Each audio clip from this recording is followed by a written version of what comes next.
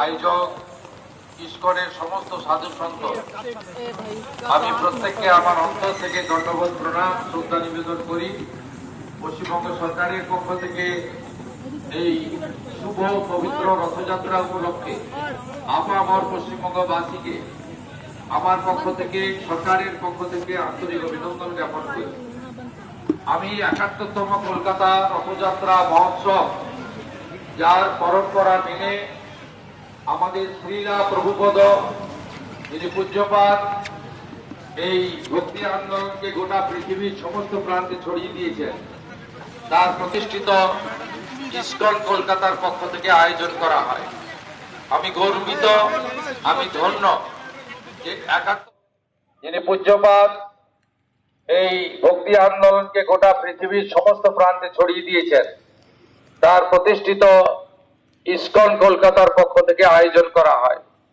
আমি গর্বিত, আমি ধন্য যে ৭১তম রথযাত্রা উৎসবে শুভ লগ্নে আমি বেশ খানিকক্ষণ আগে এখানে পৌঁছে আমাদের পবিত্র মন্দিরে রাধা মাধবের আরতি করেছি।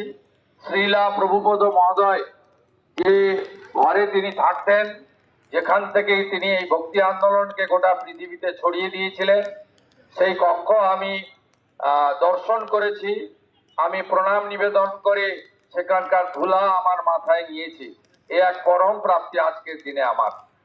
এবং আমি ইতিমধ্যে প্রভু জগন্নাথ দেবকে আরতি করে এই রথযাত্রা উৎসবের যে মূল কার্যক্রম, সেই কার্যক্রমে আমি এসেছি। আমি শুধু একটা কথাই বলবো, যে ভক্তি আন্দোলন একটা সময় প্রভু শ্রী চৈতন্যদেব শুরু করেছিলেন, যা পরবর্তীকালে শ্রীলা প্রভুপদ গোটা পৃথিবী ব্যাপী ছড়িয়ে দিয়েছেন। হরে কৃষ্ণ মন্ত্র এবং জগন্নাথ দেবের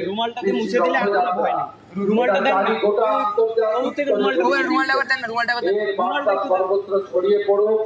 আমরা প্রত্যেকে ভাতৃগতা এবং পবিত্র শুদ্ধ করে আগামী দিনে আমাদের বিচারের বাণীগুলি গ্রহণ করে সমাজ পরিবার এবং প্রয়োগ করে আমরা সমাজকে, জাতিকে আমরা শুভর পক্ষে আমাদের লড়াই এগিয়ে চলুক করবো।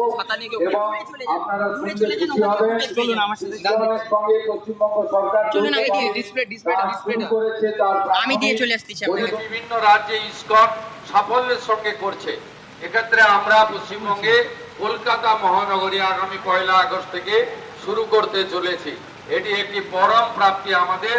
আমাদের সরকার শুধুমাত্র আধিকারিক এবং নির্বাচিত প্রতিনিধিদের মধ্যে সীমাবদ্ধ থাকবে না। আমরা ইসকন, রামকৃষ্ণ মঠ মিশন, ভারত সেবাশ্রম সংঘ সহ আধ্যাত্মিক প্রচার এবং যারা সেবা করেন মানুষের, তাদের নিয়েই আমরা বাংলার নবনির্মাণে এগিয়ে যাব। এটাই আমাদের প্রত্যেকের অঙ্গীকার। আজকের দিনে আর কথা না বাড়িয়ে এবারে রথযাত্রা সুখকর হোক, মধুময় হোক, প্রভু জগন্নাথ দেবের আশীর্বাদ সকলের প্রতি বর্ষিত হোক।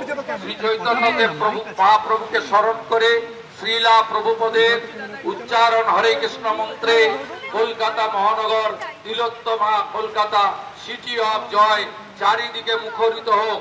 এই প্রার্থনার সাথে সাথে পুরী ধামকে স্মরণ করে দীঘা যে রাজ্য সরকারের কালচারাল সেন্টার আছে, সেখান থেকে পুরী ধামের সম্মান রক্ষা করে আমরা ধাম শব্দটি সরিয়ে নিয়েছি। সেখানেও আজকে মন্দিরে রথযাত্রা উৎসব পালিত হচ্ছে। এবং পুরী ধামকে আমি সম্মান জানিয়ে আমার কথা এখানে শেষ করলাম। সবাই ভালো থাকবেন। হরে কৃষ্ণ, হরে কৃষ্ণ। জয় প্রভু জগন্নাথ কি জয়, প্রভু জগন্নাথ কি। কলকাতা রথযাত্রা মহোৎসব কি, কলকাতা রথযাত্রা মহোৎসব কি, কলকাতা রথযাত্রা মহোৎসব কি। প্রভু বললো একটা লাইন গাইতে, নদিয়া গড়রুমে নিত্যানন্দ মহাজন পাতিয়াছে নাম হট জীবের কারণ। অসাধারণ। আমার মনে হয়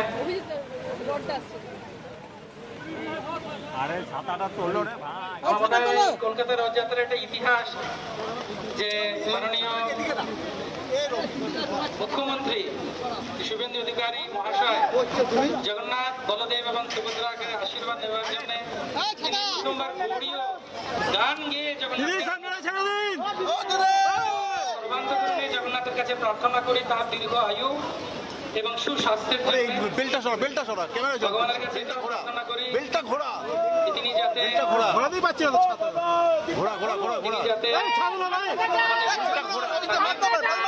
আমি তাকে অনুরোধ করছি তিনি যাতে একটি করে নিবেদন করেন শুভ চিহ্নে চন্দনের গুঁড়ো দাও, চন্দনের জল দাও।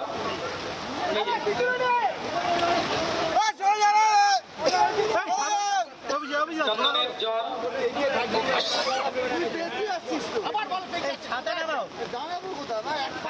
তিনি বৃষ্টিতে ভিজছেন আমাদের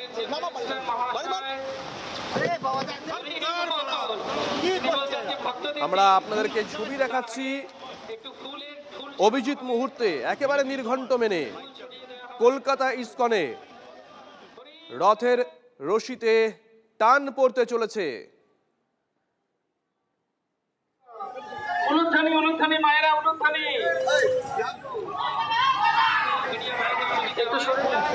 দাদা কেমন কাছে চাইছেন এমন মাটির মানুষ আমরা দেখিনি।